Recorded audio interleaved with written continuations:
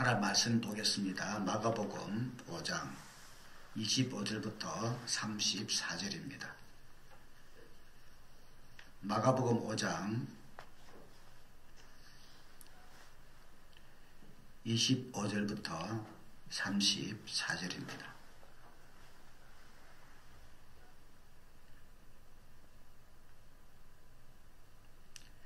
제가 봉독하도록 하겠습니다.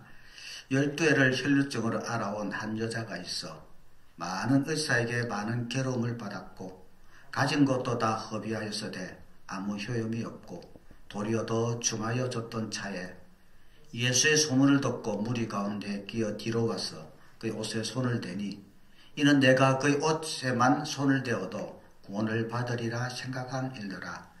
이에 그의 혈루 근원이 곧 마름에 병이 나은 줄을 몸에 깨달으니라. 예수께서 그 능력이 자에게서 나간 줄을 곧 스스로 아시고 무리 가운데서 돌이켜 말씀하시되 누가 내 옷에 손을 대었느냐 하시니 제자들이 여짜오되 무리가 애워싸 미는 것을 보시며 누가 내게 손을 대었느냐 물으시나이까 하되 예수께서 이 행한 여자를 보려고 돌려보시니 여자가 자기에게 이루어진 일을 알고 두려워하여 떨며와서 그 앞에 엎드려 모든 사실을 여쭈니 예수께서 이르시되 딸아 네 믿음이 너를 구원하였으니 평안히 가라. 네 병에 놓여 건강할지어다. 아멘. 자, 사랑하는 성도 여러분, 세계 제2차 대전이 끝난 후에 이 시대를 사는 현대인들을 묘사하는 말 가운데 우리가 자주 듣게 되는 두 단어가 있습니다. 하나는 절망이라는 단어이고 또 하나는 소외라는 단어입니다. 절망과 소외, 이것은 주로 실존주의 철학자들이나 작가들을 통해서 현대인을 묘사하는 가장 중요한 단어로 많이 쓰여졌습니다. 절망과 소외, 전쟁 후에 폐허를 디디고 현대인들은 다시 문화를 복구하는데 어느 정도 성공했습니다. 좀 더 잘 사는 사회가 된 것은 사실입니다. 그럼에도 불구하고 사람들은 자신의 삶에 대한 의미를 느끼지 못합니다. 내가 왜 사는지도 모르고 또 무엇을 위해서 사는지도 모르고 있습니다. 또 내일에 대한 어떤 구체적인 희망을 갖지 못합니다. 이것이 절망하고 있는 현대인의 모습이라고 할 수가 있습니다.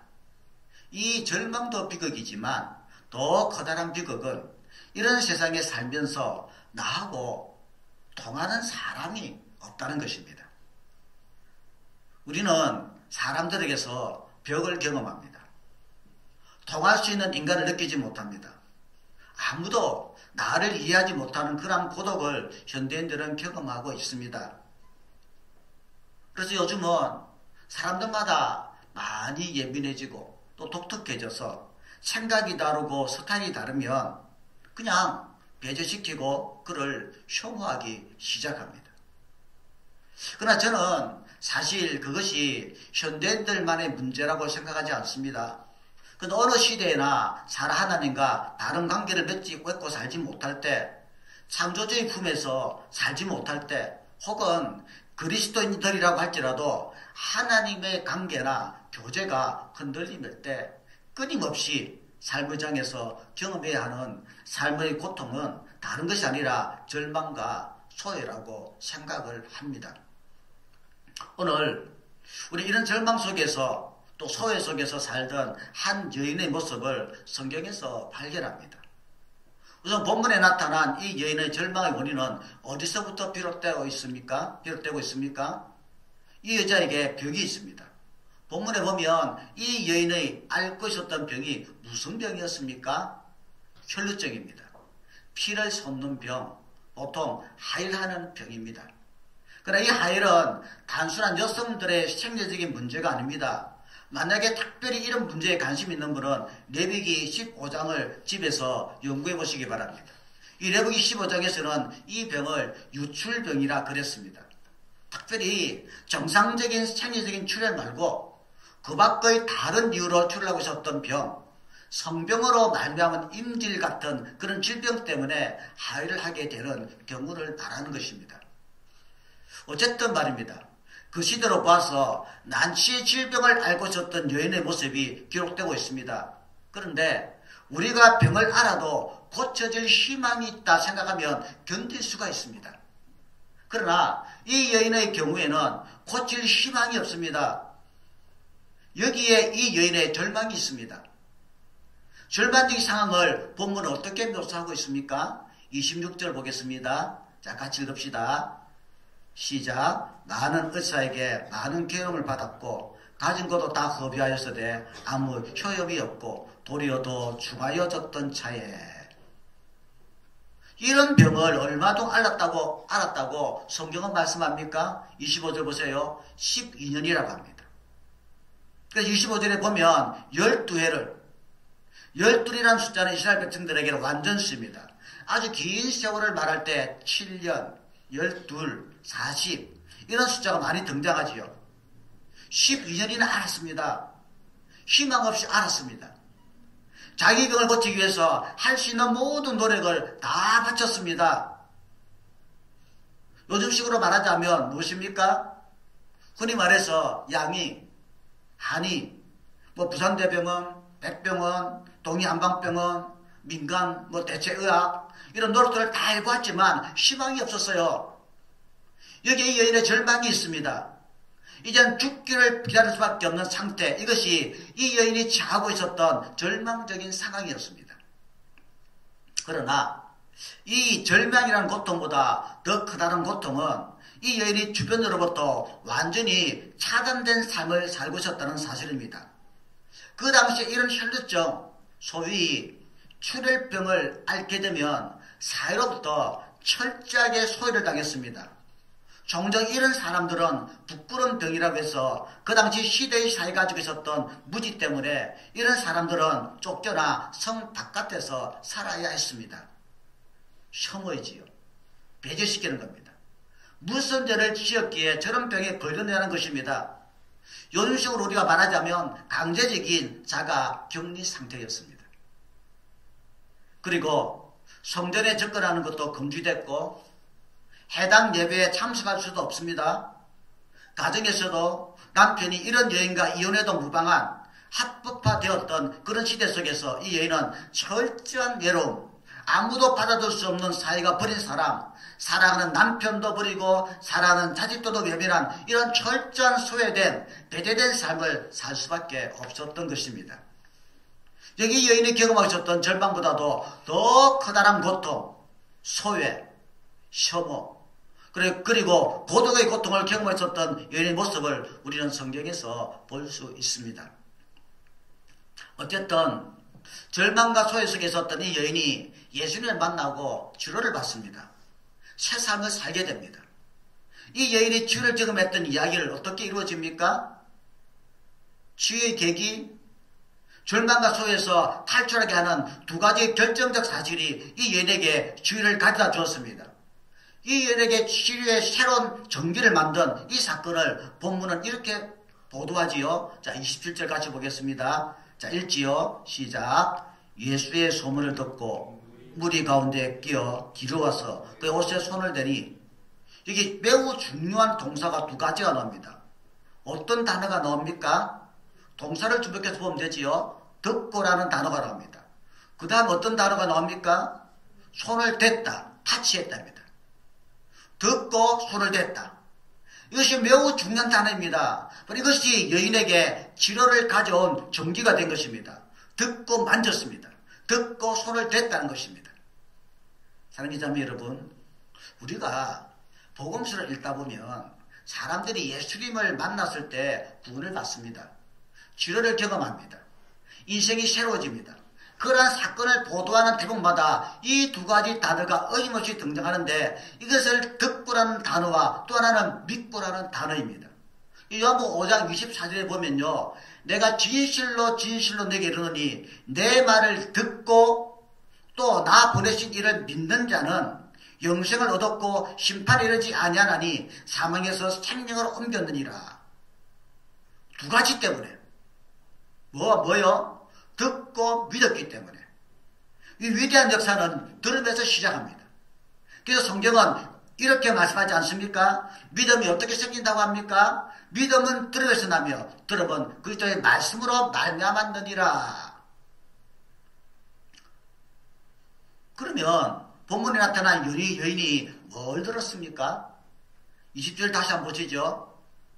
뭘 들었습니까? 예수의 소문을 들었다는 것입니다. 이것이 여인의 운명을 바꾸는 전기가 됩니다. 그렇습니다. 예수의 소문을 듣는 자마다 삶이 바뀔 것입니다. 운명이 달라질 것입니다. 팔자도 바뀔 것입니다. 예수의 소문을 듣고, 형제자매 여러분, 예수가 복음입니다. 예수가 구원입니다. 예수가 소망입니다. 예수가 생명이십니다. 기독교 복음의 핵심은 바로 예수 그리스도 그가 구원이라는 사실입니다. 하나님이 복음입니다. 형제자매 여러분, 예수의 소문을 들었어요. 모든 방법, 할 수 있는 모든 노력을 다했지만 이 여인은 병을 고칠 길이 없었습니다. 미래가 없었어요.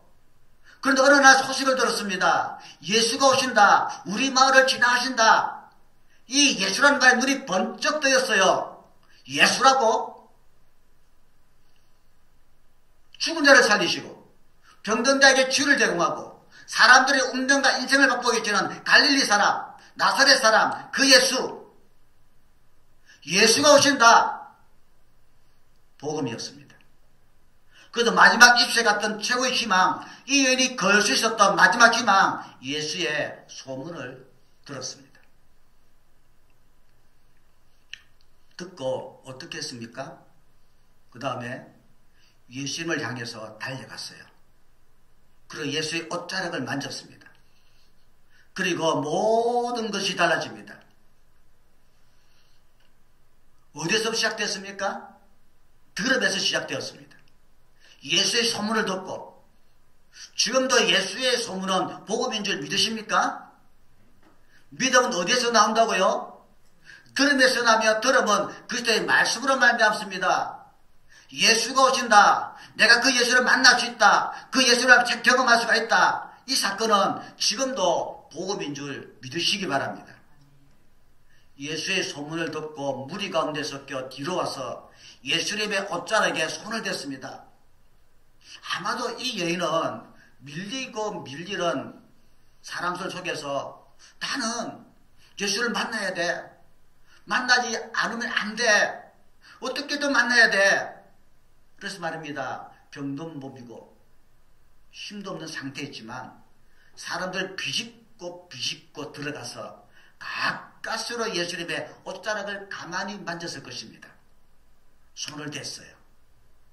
만졌습니다.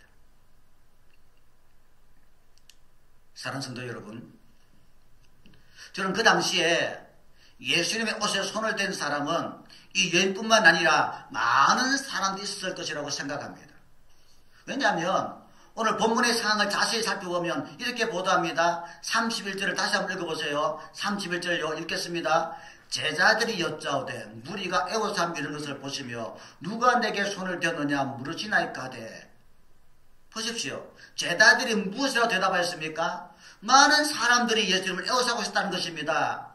예수님은 여전히 슈퍼스타였습니다. 많은 사람들이 그분을 만나고 싶어 했습니다. 인산인해였습니다. 무리들이 붐비고 있었습니다. 어떤 사람은 호기심으로, 어떤 사람은 지나가다가 원치 않게 예수님을 밀칠 수밖에 없었을 것입니다. 어떤 사람은 그냥 손을 댈 수 있었어요. 많은 사람들이 예수님께 손을 댔지만 다른 종류의 만짐, 전혀 다른 종류의 타치, 이 만짐을 예수님은 적극적으로 느끼셨습니다. 그러니까 물으셨습니다. 누가 내 옷에 손을 대었느냐? 다르게 만진 것입니다. 뭐 때렸을까요? 충격이 왔을까요? 형제자매 여러분, 그렇다면 이 여인은 어떤 의미에서 다르다고 할 수 있을까요? 무엇이 달랐을까요? 그것은 믿음의 만짐이었습니다. 믿음의 만짐, 어떤 믿음이었어요? 28절 보세요. 28절요. 같이 읽겠습니다. 시작. 이는 내가 그의 옷에만 손을 대어도 구원을 받으리라 생각한 길더라. 소문의 예수, 어쩜 내 인생의 마지막 희망일 수 있는 예수, 나는 저 예수에게 기대를 한다. 그 예수님이 내 삶을 바꿀 수 있고 나를 해방하시고 내 인생에 새로운 것을 줄 수가 있다. 바로 이 믿음으로 타치한 것입니다. 믿음으로 만진 것입니다. 사랑하는 성도 여러분, 오늘 비록 우리가 유튜브 라이브 영상으로 예배를 드리지만 이런 심정으로 예배에 참석하신 분이 계신가요?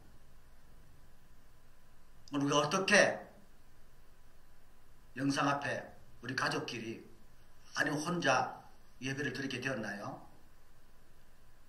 이런 마음으로 지금 가정에서 저와 대면하진 않지만 성삼위 하나님께서 여기에 계시고 예배를 받으신다는 믿음을 가지고 계시나요? 이런 동일한 믿음으로 우리가 셀 모임에 참석하시는 분이 계신가요? 종교적 행식에 빠져서 습관적으로 아무런 열정도 믿음도 사모함도 없이 그러지 않아도 이렇게 심심하게 우리 가족끼리 이렇게 드리는데 하품과 잡념과 딴 생각으로 가득하지는 않으신지 모르겠습니다. 또 불행하게도 이 끝나고 나면 무엇을 해야지라는 그 생각에만 집중하고 있는지 모르겠습니다. 형제자매 여러분, 믿음이라는 것이 무엇이겠습니까? 믿음은 믿음의 대상과 나를 연결시키는 것입니다.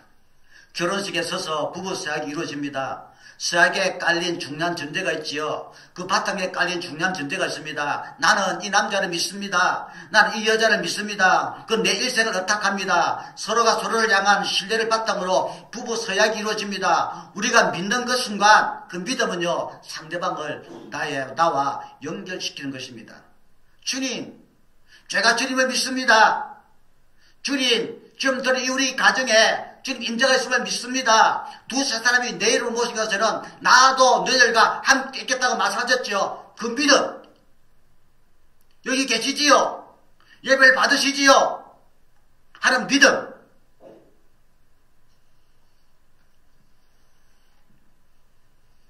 내가 주님 앞에 연결되는 그 순간, 내가 그를 신뢰하는 그 순간, 그 믿음이 고백되는 그 순간 놀라운 일이 일어나는 그때 어떤 사건이 일어났습니까? 29절 보시지요. 읽겠습니다. 이에 그의 혈루 그는이 곧 마름에 병이 나은 들을 몸에 깨달으니라. 할렐루야. 순간적으로 병이 나왔습니다. 어떻게 병이 나을 수 있었습니까? 그 다음 구절이 설명하죠. 30절요. 예수께서 그 능력이 자기에서 나간 줄을 곧 스스로 아시고, 주님, 제가 주님을 믿습니다. 그 자기 일생을 나락하는 바로 그 순간 주님 그걸 허용하신 놀라운 사실, 주님 안에 있던 능력이 그 믿음의 통로를 타고 상대방에게 흘러가는 것입니다. 저희 동일한 사역이 문자 그대로 지금도 일어날 수 있다고 믿습니다. 내가 예수를 믿는 순간 인생의 무력감이 시달리는 사람이 예수님을 타치하고 만지는 순간 예수 안에 있던 능력이 내게 흘러 들어올 줄 믿습니다. 비록 우리가 예배당이 아닌 가정에 있다 할지라도 고세 주의 말씀대로 함께 한다면 내가 믿음으로 그것을 받아들고 믿음으로 만지는 순간 예수 안의 능력이, 임재의 축복들이 우리 각 형제 자매들 가정 전체에 임할 줄로 믿습니다. 인생에 불안과 허무 속에 헤매던 사람이 예수님 앞으로 달려와 예수님을 믿음으로 만지는 그 순간 예수 안에 있었던 엄청난 평화가 나에게 임할 줄 믿으시기 바랍니다. 예수 안에 있던 구원이 내게 허락됩니다. 믿음으로 주님을 만진 순간 저 안에 있던 능력이 그에게 전달된 것입니다. 이 놀란 사건이 일어난 후에 그의 어떤 요구를 하십니다. 이것은 치유받은 자의 책임이라고 할 수 있습니다. 내가 예수 믿고 구원을 얻었다면, 내가 예수 믿고 평화를 얻고 예수 믿고 고침받아 새로운 삶이 열렸다면 주께서 요구하시는 책임 하나가 있습니다.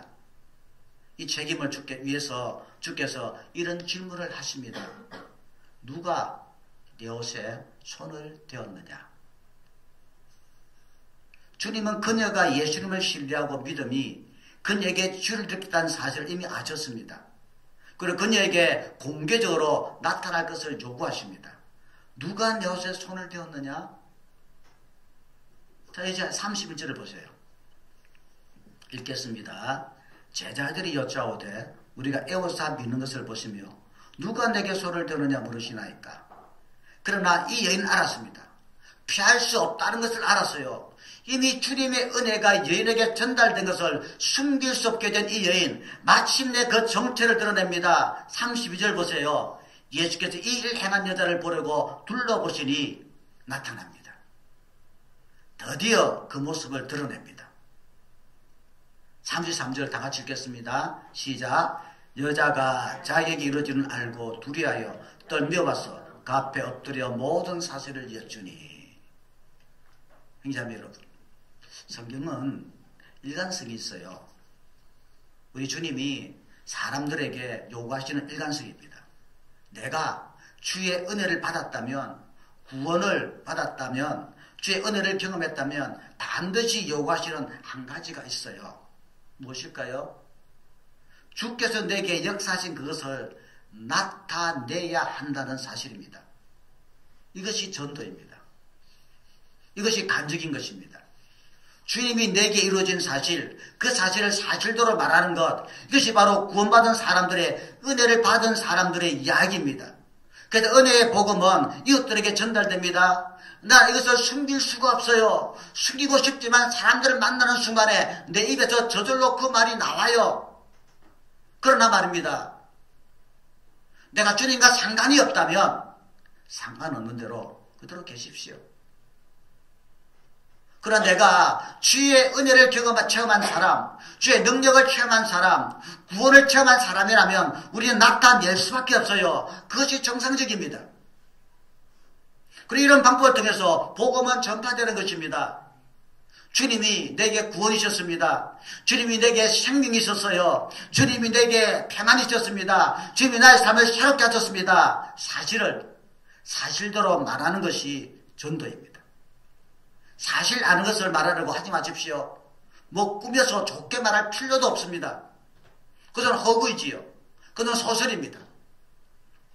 그러나 사실 그대로 말하는 것, 이것이 간증이고 이것이 전도인 것입니다.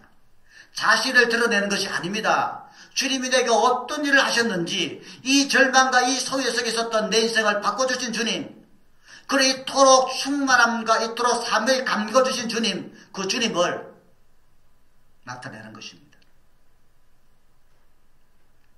이것이 그리스도의 새로운 삶의 출발인 것을 믿으시기 바랍니다.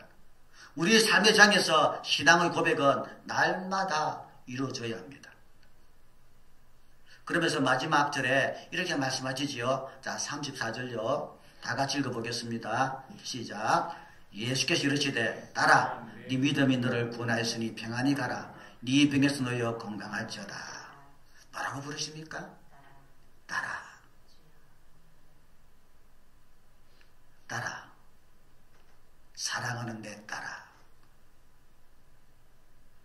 감격스럽지 않습니까? 혐오의 대상이었고 배제된 여인이었습니다.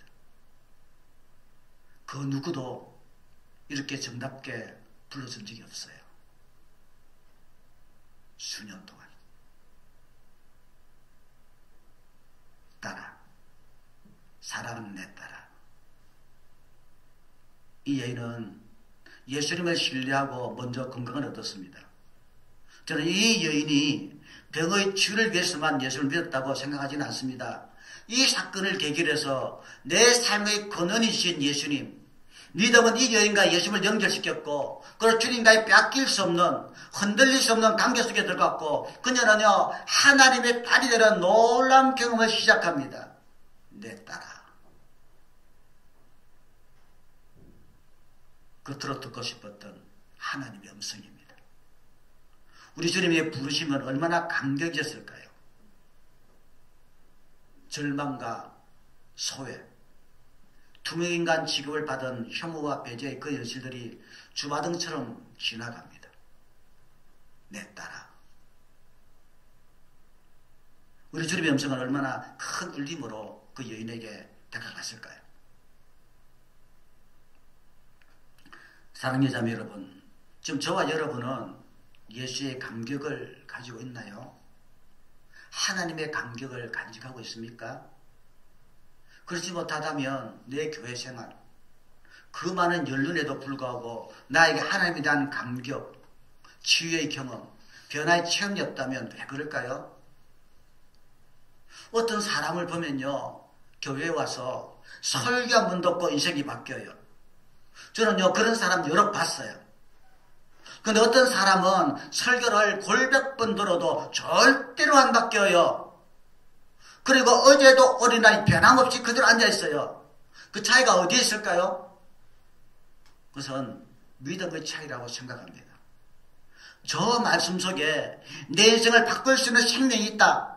이 말씀 속에서 내게 다가오실 주님 말씀을 기다립니다. 주님, 오늘 이 말씀으로 저를 바꾸셔야 합니다. 주님, 제가 이 말씀을 기다립니다. 제가 주의 진리를 기다립니다. 이 목마른 심정으로 주님께 대한 기대를 가지고 이 말씀을 받아들일 때 믿음을 통해 그 인생이 새로워질 줄 믿으시기 바랍니다. 저는요, 찬송 부르다가 인생이 바뀐 사람도 봤어요. 찬송 부르다가 그럴 수 있나요? 찬양하다가 인생이 바뀌어요. 목사님, 저 오늘 찬양하다 내가 바뀌었어요. 이런 단정 들었습니다. 찬양 그 자체가 바꾼 것은 아닐 것입니다. 찬양의 가사, 그 찬양 부르다가 그 가사 속에서 우리 주님을 만난 것입니다. 그런 믿음으로 찬양을 부른 것입니다. 그 찬양의 가사가 자기의 신앙 고백이 되었고 자기 신앙의 구함이 되었습니다. 주님을 바라보았습니다. 갑자기 그 찬양 속에 임하시는 주님을 경험하고 눈물을 흘려요. 그리고 기도하다 인생 바뀌는 사람도 봤습니다. 기도하다 은혜를 받습니다. 왜 그럴까요? 믿음으로 기도하기 때문에 그래요. 주님, 제가 주님 앞에 나옵니다. 주님, 제가 제 문제를 내어놓습니다. 주님만이 나를 아시죠? 주님만이 내 기도를 들으시죠? 주님만이 응답이시지요? 주님, 나의 최고의 희망, 나의 마지막 소망 되신 주님, 저는 주님만을 신뢰해요. 기도하는 순간 성령이 임하시고 주께서 내 모든 짐을 담당하시고 나를 바꾸시는 은혜를 체험합니다. 어떤 사랑하는 형제자매 여러분, 믿음으로 예배하시고 믿음으로 말씀을 들으십니까? 믿음으로 기도하시나요? 믿음으로 찬양하십니까? 내 인생의 절망과 그리고 소외와 고독을 끌어안고 그러나 주님 앞에 오늘 나아오십시오. 주님, 제가 할 수 있는 방법을 다 했지만 그것이 내 삶을 바꿀 수 없었고 내 삶은 여전히 고통이었습니다. 그러나 오늘 주님 앞에 나옵니다. 그 주님을 만집니다. 단 한 번의 타치도 단 한 번의 만집이라도 내가 믿음으로 주님을 만지는 그 순간 주님 안에 있던 능력이 나에게 흘러 들어올 줄로 믿습니다. 사랑하는 성도 여러분, 예수님 주변에는요 많은 사람들이 있었습니다. 그런데 말입니다, 변화받은 사람은 한 사람이었어요. 주께 주시는 복을 받은 사람은 한 사람뿐이었습니다. 형제자매 여러분, 어떤 태로 예배하고 찬양하고 기도하십니까? 아무 믿음 없이 그저 습관으로 교회에 나온다면 그딴 예수님을 에워싸고 있던 호기심 많은 군중들에 지나지 않습니다. 주께서 찾으시는 사람은 믿음으로 주님을 만지는 사람입니다. 예수께서 깨닫게 관심을 갖고 있으나 주변에 머물르는 사람은 결국 아무것도 얻지 못할 것입니다. 기도합니다.